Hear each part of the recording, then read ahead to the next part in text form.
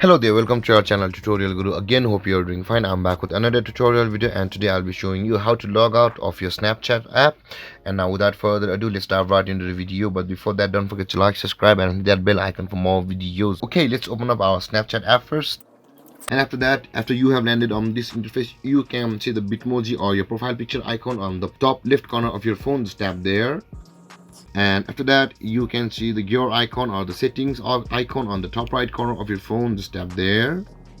And after that, you can see all this, but you need to scroll down to the last of the options. Let's scroll down at the bottom, and you can see the logout option available over here. Just tap on there, and you just tap on again on the yes if you want to log out of, and you can see the option pop up over here. If you tap on yes, you will log out of your Snapchat account from this device or from the current device you're using. Since I don't want to log out right now, I won't be logging out, and I'll be tapping on no.